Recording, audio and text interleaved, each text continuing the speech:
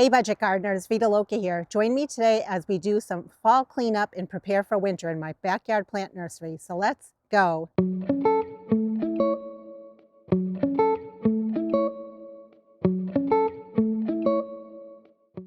This is my third year having what I call my backyard plant nursery, but in fact it's actually up my driveway in my front yard.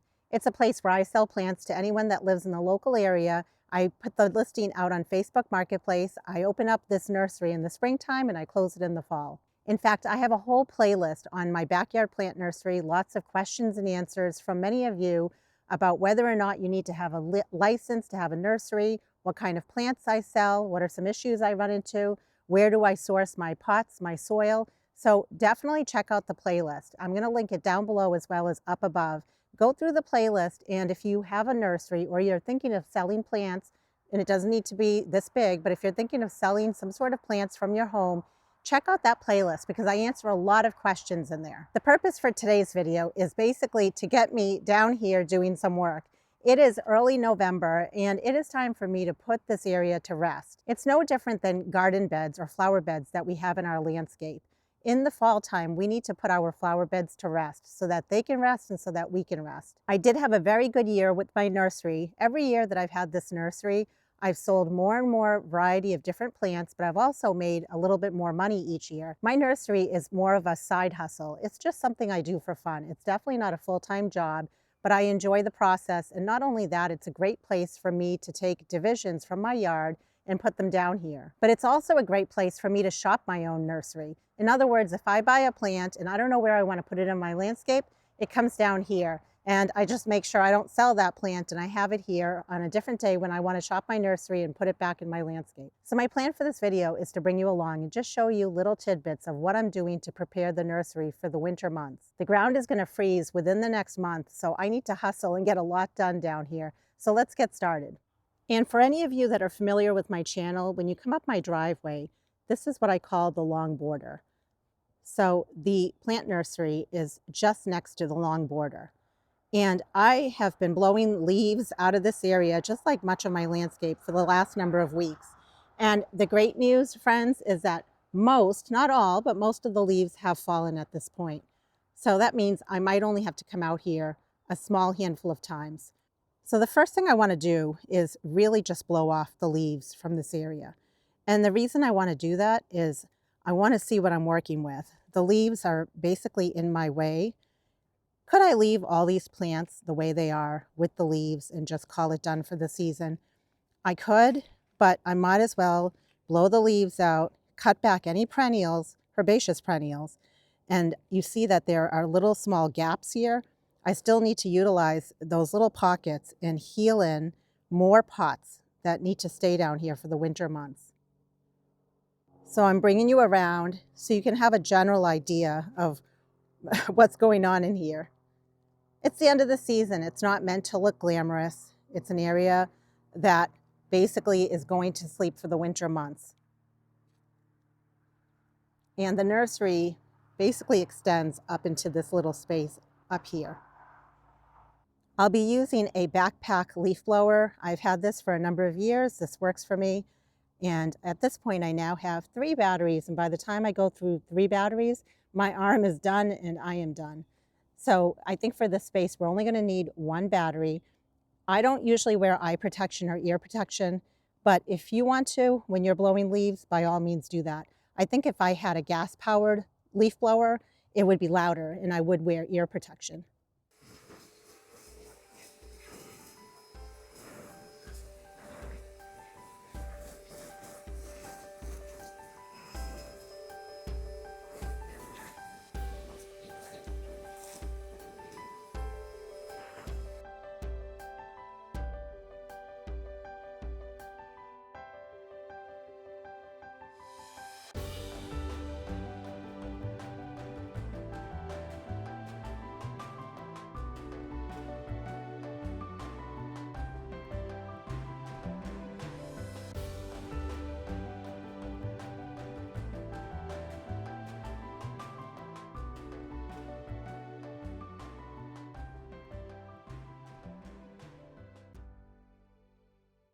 The purpose for blowing all the leaves off is not to do a perfect job. It's really just to see what I have to work with here. Because when the leaves are covering everything, it makes it really difficult to work in this space. One of the things that I want to do is cut back any of the herbaceous perennials. And the reason is, it's just one less thing for me to do in the springtime. One thing that you usually want to consider is which perennials do you want to cut back when they're herbaceous. There are certain perennials you definitely want to, no matter what, like hosta, anything that has disease, or any plant that has powdery mildew. And many times you want to leave certain plants up for beneficial insects. I will share, I have lots of plants that I'm not cutting back in my landscape. So when it comes to my plant nursery, I can't worry about that because I just need to do what works best for me. And what works best for me is getting the nursery ready to go for next spring. I came in recently and started cleaning up. These are chives. I just cut them way back. I also have some raspberries. I'm not going to do anything with those. And then all of these plants here, these are evening primrose. I came in and I just cut them back, but I like to leave the basil growth that's at the bottom there in place because it can stay there, and then next spring I can always clean that up. And then we have some yummy alpine strawberries. I don't do anything with my strawberries. I don't mulch them. I don't cut them back. I just leave them the way that they are. And they are all nestled in, so they are good. Now, these guys took me a long time. I had come in and cut the iris back pretty hard. I only just did that a few days ago. And I feel comfortable this time of year cutting back my iris pretty hard because they are going dormant. They're not really feeding the roots in terms of photosynthesis at this point, at least where I live. And I'm just showing you this area so you can see that it's pretty good. I had come in here and just moved plants around, and the key is to clean up plants, cut back plants, but then also to nestle them in. I don't want any gaps. I want them to be, they're almost like little penguins huddled in for the winter. I have some sedum here, and I'm noticing I forgot this one, so I can come in and cut that back. But I did start to come in and cut back the sedum. And this really pretty flower that you see here, this is an English lawn daisy. It can be a little invasive. It's a biennial, but it is super pretty. And it loves cool weather, which is why it's blooming right now. I have some more iris. So that's a pretty tedious job, coming in and cutting back each of the iris plants. We also have ajuga, and I'm almost sure this one here is one that I bought from my friend who has a plant nursery. One of the things this time of year that I'm doing that's very, very important is making sure pots are not tipped over. When you think about it, if you have a pot that is tipped over, it's going to dry out. It's not going to get rain. It's not going to get snow. For us, in the winter, we get snow. So any pot that's in my plant nursery needs to be upright. And that's true for you. If you have any plants that you are overwintering and healing the pots in for the winter, make sure that they are nestled in and they haven't fallen over. So here's another one. And that's part of what I'll be doing during the next many days is coming in here, huddling all my plants in, cutting them back, but also making sure that none of the pots are fallen over. So after I worked on this space, even though I have a little bit more work to do, I had a gap here. So I took a break and I wanted to move to the next row, which is this one right over here. I'm just getting you caught up with things that I've already started to do in my plant nursery. These plants here are European wild ginger. It's a very pretty ground cover. We have some more iris that I came in and I cut back. And then just some miscellaneous plants mixed in over here. I believe Amsonia, as well as some more ajuga. There's a little bit of creeping phlox, as well as some dianthus.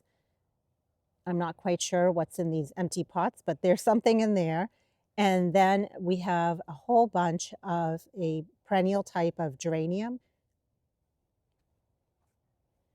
And this is basically where I stopped, this section right here. And I'm just going to show you at this level. So this is obedient plant. I'm at a point now where it's going to take me a long time if I come in with my pruners and continue cutting each and every single plant back. I started that way when I came in and started cleaning this area last week. it just has taken me so long to do that. So I'm at a point where I just want to use some sort of easier tool to do a quick and dirty job when it comes to cutting these back. So I feel like I have two options. I'm sure there are more, but these are the two that I could think of. I have a weed whacker or a weed eater, and then I also have this small electric hedge trimmer. I'm going to try to use the electric hedge trimmer to do this job. And with any of these tools, it's always a good idea to use ear protection and or eye protection. Safety first, and I want to be very careful with this tool. I don't want to lose any of my fingers.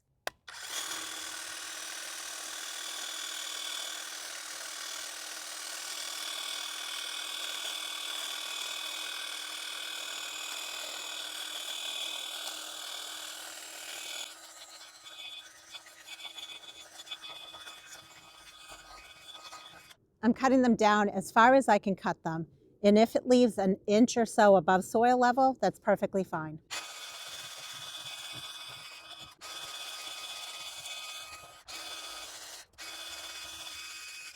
That's pretty incredible. That's just saved me so much time. So now it's time to just rake all this up. I just have a rake and one of these pop-up things to collect all my debris. So I'm just gonna rake everything and put it in there. I have to tell you, that saved me so much time. And I wasn't looking to do a perfect job. I'm just trying to do a job that is cleaning up my plants, and also it just makes it easier when I do need to blow off leaves. I don't have all these large pieces that are getting in the way collecting the leaves. The leaves will much easier just blow off all of these pots now. And as I'm raking up, if I notice one or two plants that for whatever reason I wasn't able to cut back, I can always come back in and just trim those back. But that just saved me so much time. It was a game changer for me. All this material is pretty big, and later on I'll come back in here. I'll cut up all of this into smaller pieces so it breaks down faster in my compost pile. It's a great green material. But if I don't even get to cutting it back into smaller pieces, I can still add it to my compost pile. It just means it won't break down as fast for me, but honestly, it really doesn't matter either way. Since that was so satisfying, I have an area where I have a large amount of iris. I'm almost thinking I should just do the same thing. I've actually been pretty stressed out about the fact that I need to come in and cut all that iris back. I'll show you it. It's quite a bit of iris. And I think if we just take the hedge clippers and just cut back all the iris, we can get that job done lickety-split. Here are all the iris that I was telling you about. If I came in with hand pruners and cut each of these back, it would take me so long. No guaranteed that the hedge trimmers will do the job. I'm not sure if the leaves are too wet, but you never know until you try, right, friends? So let's give it a shot.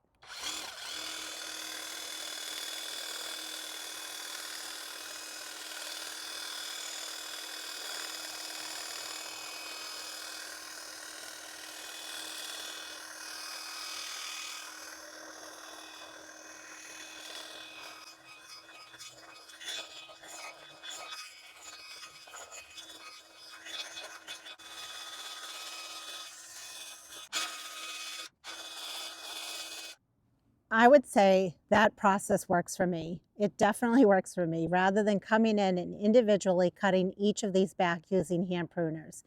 If I wanted to, I could leave all the green material on here, because within another week or two, I'm sure I'm going to have to come back out here, blow some leaves off. And when I blow the leaves off, I'm sure much of this green material will blow off, or it might just compost down in place. But just cutting it back gives me a little bit of satisfaction, and it's one less thing for me to have to do in the springtime. So I'm going to keep using the hedge trimmers, and I'm going to come in and just cut back the rest of this iris. Oh, heck yeah. Why the heck wouldn't I make my life easier? I don't know where that tool has been my whole life, but what a game changer that was for me. This is a job that I was not looking forward to. When you have this many plants, such as iris, and you need to cut them all back, it's a lot of work. And so just being able to do it as quickly as I was able to do it really made this job so much more manageable. Does it look messy? Well, yeah, it does. And again, I could come in here and just hand pick all this out or try to use my rake and rake everything out. Or I could just leave it here, at least for today, which I think I'm going to leave it for today, and let it dry up a little bit. When I come in to blow leaves off, I'll see if most of this debris blows away. And again, a lot of people like to do chop and drop when it comes to gardening, so I could also do that. There were a lot of weeds in here, and this is not the time of year for me to worry about weeding each of these container pots. I usually do that in the springtime. So I ignored any weeds and all weeds that I saw. But boy, what a difference. I just was able to do that job so quickly and it felt so good. These are coneflower or Echinacea. And the birds have already eaten all the seeds. I can see for the most part, there's like no more seeds left on these. I'm going to show you. So I feel fine going ahead and cutting these back. But again, I have plenty of Echinacea in my yard for the birds. And I wanted to show you this whole area is coneflower.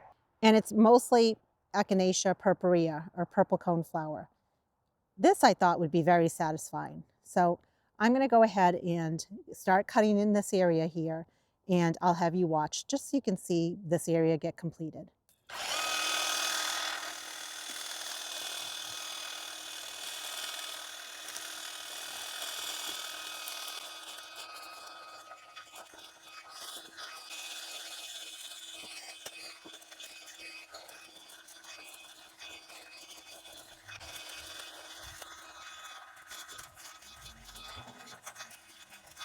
I have some bee balm or Monarda right here. Let's go ahead and cut it back.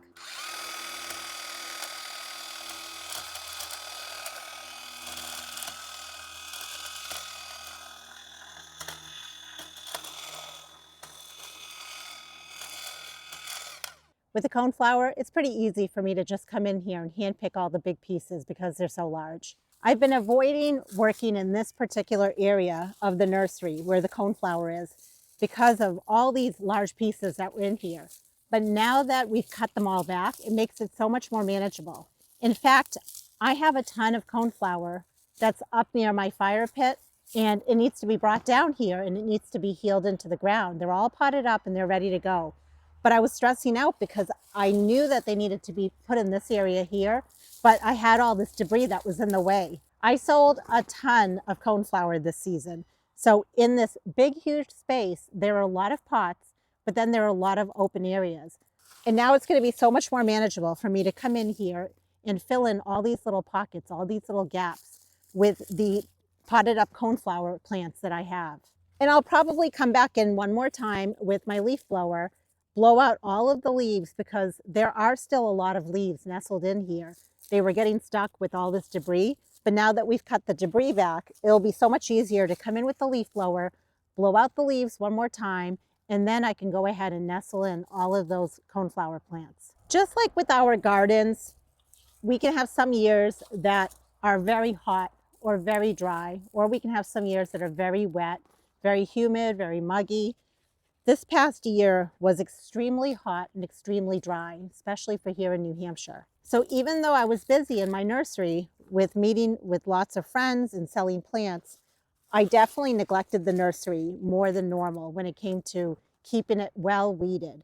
So that's okay. Next year, I'm going to have to come in here and do a really good job with weeding all of the potted plants that are down here. When you have a nursery, the biggest things are keeping it well stocked, which I know I have a very good inventory down here, keeping it watered during those dry days or during the drought. And I definitely had a sprinkler running every single day down here during those hot days, and basically just keeping your plants alive. So I feel really good about the nursery. The biggest thing, again, will be coming in, healing in all of the plants for the winter, and then in the spring, coming in here and just doing a really good job when it comes to weeding. Since we made such great progress in cutting back all of the coneflower, I figured let's just go ahead and blow any leaves off because now we can easily get in here. And after the leaves get blown off on a different day, I'll come back in here and heal in any of those coneflower plants that I potted up earlier in the season.